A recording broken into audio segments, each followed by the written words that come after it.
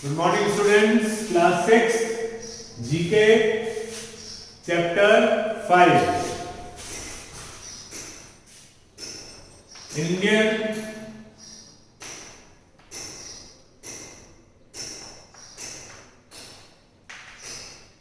national movement।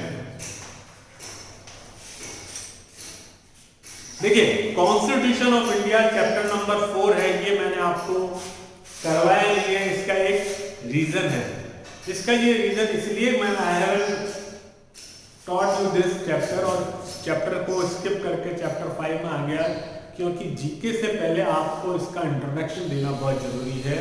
तो I have to go through your SST book और उसमें जो चैप्टर होगा मैं आपको उसको ब्रीफ में एक्सप्लेन करूंगा पहले, ताकि आपको ये कॉन्स्टिट्यूशन वाला पार्ट बिल्कुल अच्छे से समझ में आ जाए। अभी अगर मैं आपसे डायरेक्ट क्वेश्चन करवा दूंगा तो आप उस क्वेश्चन को केवल मगज कर लोगे, तो that would not going to help you out. So that's why I have decided to take this chapter afterward. अभी हम चैप्टर नंबर 5 पहले ले लेंगे। It is quite easy chapter और इसके अंदर जो है हमारे कंट्री के अंदर जो मूवमेंट्स हुए हैं, नेशनल मूवमेंट्स हुए हैं 1947 से पहले कंट्री के फ्रीडम के लिए, उनमें के जो मेन जो कैरेक्टर थे, मेन जो हीरोज थे या मेन जो लीड करने वाले लीडर्स थे पर्टिकुलर मूवमेंट को, कई मूवमेंट्स हुए, एक मूवमेंट तो हुआ नहीं था, तो हर मूवमेंट के पीछे कोई ना कोई लीडर था जो जिसकी वजह से वो मूवमेंट हुआ था। तो उसके बारे में we are going to study in this chapter. और सबसे बड़ी बात ये है कि इसको बड़े ब्रीफ में मैं जो है हर एक का नाम नहीं लिखूंगा, लीडर का नाम, क्योंकि हर एक का नाम आप ऑलरेडी जानते हैं। इसके नीचे ऑलरेडी ब्लू बॉक्स है, पेज नंबर 9 है। तो आप सीधा टिक कर देंगे इसको। I don't think you would have any problem with it. So we will right start. तो अगर हम कुछ इसका टाइटल पढ़ें तो ये है, right the names of the great leaders associate with the following movement, event, organization extra. You can use the blue box, right. So first है quit India movement. So Quit India movement was a famous movement which was led by Mahatma Gandhi. जी हाँ, भारत छोड़ो आंदोलन 1942 ये बहुत famous आंदोलन था और history की बुक्स में ये कवर होगा आपके कि, तो इसका आंसर होगा महात्मा गांधी जी। सेकंड है टू नेशन थ्योरी। अब टू नेशन कौन सा है? एक तो इंडिया, दूसरा उस वक्त पाकिस्तान जो था वो एग्जिस्टेंस में नहीं था। तो Jinnah was one of the person, the founder of the Muslim League. I suppose it is here, it is Muslim League is here और not, I don't know. Founder of Muslim League was Aga Khan, but he was one of the major, बहुत ही बड़ा जो है push करने के लिए था, जिन्होंने टू नेशन थ्योरी दी। और जिन्ना की वजह से ही आगे चल के भारत के दो टुकड़े हुए, एक इंडिया बना, एक पाकिस्तान फॉर्म हुआ, राइट। तो इसका जो है आंसर होगा M.A. जिन्ना। गदर पार्टी लाला हरदयाल। तो गदर पार्टी के पीछे कौन थे? तो इसका आंसर है Lala Hardayal. Home Rule League. तो होम रूल लीग जो है वो कौन थे उनके पीछे? उनका इसका आंसर था, इसका आंसर है एनी बेसेंट। अब एनी बेसेंट के बारे में आप बहुत डिटेल में पढ़ सकते हैं और पढ़ना भी चाहिए, क्योंकि she was British citizen who came to India. वो ब्रिटिश सिटीजन थी और इंडिया में आई थी और उन्होंने कुछ रिफॉर्म काम भी किए। उन्होंने गीता को भी ट्रांसलेट किया था अपने इंग्लिश लैंग्वेज में। और इसके अलावा उन्होंने कई चीज़ें जो है, जैसे उनका कई ऑर्गेनाइजेशन में एक्टिव रोल था। इसके बाद में है खिलाफत मूवमेंट। ये है, दो जन थे इसके मूवमेंट को चलाने में, एक तो थे शौकत अली और दूसरा है मोहम्मद अली, राइट। अब इसके बाद है रेडिकल नेशनलिज्म। अब देखिए इसके अंदर जो है, इसको मैं थोड़ा सा एक्सप्लेन करना चाहूंगा।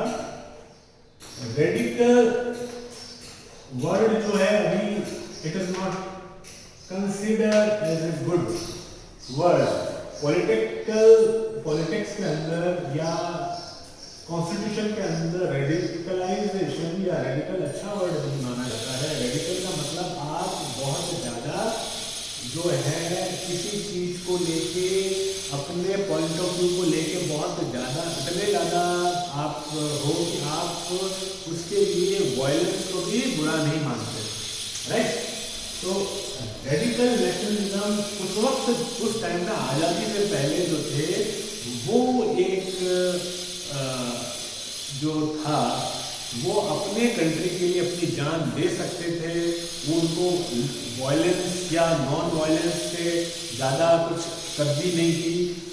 और हिंदी के लिए यहाँ पे एक्चुअल में नरम दल और गरम दल वर्ड यूज़ किया गया था, थोड़ा अलग वर्ड यूज़ किया गया था। और जो नरम थे, सॉफ्ट थे थोड़ा सा, जो नॉन वायलेंस को लेके चलते थे, महात्मा गांधी, जवाहरलाल नेहरू, और जो गरम थे लाला लाजपत राय, बाल गंगाधर तिलक, तो ये रेडिकल नेशनलिज्म में आते थे। और जैसे इसके अंदर भी आंसर दे रखा है आपका क्लू बॉक्स में, लाल बाल पाल, लाल for Lala Lajpat Rai, Bal for Bal Gangadhar Tilak and Pal for Vipin Pal. इसके बाद में Indian National Army, very important, you must read Indian National Army. Subhash Chandra Bose, इन्होंने जो है ये आर्मी बनाई थी। और ये उस टाइम में वर्ल्ड वार जो था, उस टाइम में आप जो है वो जर्मनी तक चले गए थे। उसके बाद वहाँ से अटैक करते हुए इंडिया के अंदर उन्होंने अंग्रेजों के लिए वेस्ट बंगाल के उस तरफ बर्मा एरिया से इंडिया में आए थे। कुछ चीज़ों की वजह से जो है फेवरेबल कंडीशन नहीं थी, तो इंडियन नेशनल आर्मी, इसके बारे में जितनी डिटेल में पढ़ सको तो आप पढ़ने की कोशिश करिएगा। सुभाष चंद्र बोस थे, और आपका फेमस उनका कोट तो पता ही है, तुम मुझे खून दो मैं तुम्हें आज़ादी दूंगा, ओके। इसके बाद मुस्लिम लीग डिस्कस किया था थोड़ी देर पहले, Aga Khan, anti Simon commission provision, Lala Lajpat Rai, anti Simon provision, anti Simon commission provision में। उसके बाद है स्वराज पार्टी, मोतीलाल नेहरू। मोतीलाल नेहरू जी जो थे स्वराज पार्टी के प्रेसिडेंट थे। और जो मोतीलाल नेहरू जी जो थे वो जवाहरलाल नेहरू के फादर थे। Jallianwala Bagh tragedy, everybody knows with the date and year, 1999। What is big tragedy. Actual में वर्ल्ड वार के बाद में जब वहाँ पे सिख रेजिमेंट जो है, बैसाखी का पीरियड था, सिख रेजिमेंट जब लौटी थी, तो वहाँ पे जो पंजाब के लोग ये सोचते थे या इंडिया के लोग ये सोचते थे कि बड़ा सॉफ्ट रहेगा, क्योंकि वर्ल्ड वार जीत गई थी और जर्मन हार गए थे। तो उस वक्त दे थॉट कि हमारे साथ, इंडियन के साथ में बहुत अच्छा व्यवहार किया जाएगा, जैसे कि पॉलिटिकल पार्टीज इंडिया की थी, उनके साथ ये प्रॉमिस किया गया था। लेकिन उसके उल्टा अंग्रेजों ने, ब्रिटिशर्स ने विदाउट वारंट अरेस्ट करने का एक कानून लॉ पास करके उन्होंने डिसाइड क्या कर लेंगे। तो इसको जो है इसके जो इसको इसके खिलाफ बोलने के लिए जो दो लीडर जो मेन थे, वो जो दो लीडर थे उनका नाम था डॉक्टर चेक कर लेते हैं एक बार, doctor Satyapal and doctor Kitchlew, दो जने थे। उनको फिर पकड़ के काला पानी की सजा दी गई थी, जिसके खिलाफ इतना आक्रोश हुआ लोगों के अंदर। There was so much anger. फिर पीपल जो है वहाँ के जलियांवाला बाग में गैदर हुए प्रोटेस्ट में, और तब जनरल डायर ने उन पे गोलियों से फायर करवा दिया था, और उसमें पता नहीं कितने लोग मारे गए। सो ये सबसे बिगेस्ट ट्रेजेडी है जो है ब्रिटिश पीरियड में उन्होंने किया था। All India State People's Congress, तो जाहिर सी बात है, without any doubt Jawaharlal Nehru. Hindustan Socialist Republic Party Bhagat Singh ji या सरदार भगत सिंह।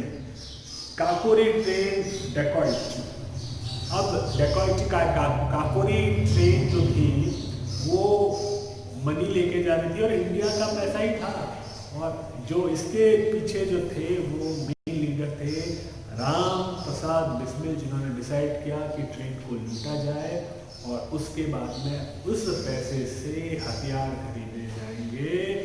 सो राम प्रसाद बिस्मिल, ये बहुत ही बढ़िया चैप्टर है। इस चैप्टर से आपको पता पड़ेगा कि कितने मूवमेंट्स हुए थे और उनके पीछे के लीडर्स कौन है, और थोड़ा सा और डिटेल में आप पढ़ेंगे तो आपको मज़ा आएगा और इंडियन हिस्ट्री के बारे में आपको जानने का मौका मिलेगा। मैंने मेन जो मूवमेंट्स हो उसके बारे में थोड़ा सा डिस्क्राइब करने की कोशिश की है। बाकी आपको ऊपर देता हूँ मैं कि आपके पास टाइम है भी, तो आप इसके बारे में थोड़ा सा डिटेल में पढ़ें। तो आज का वीडियो हम यहीं पर रखेंगे। Thank you.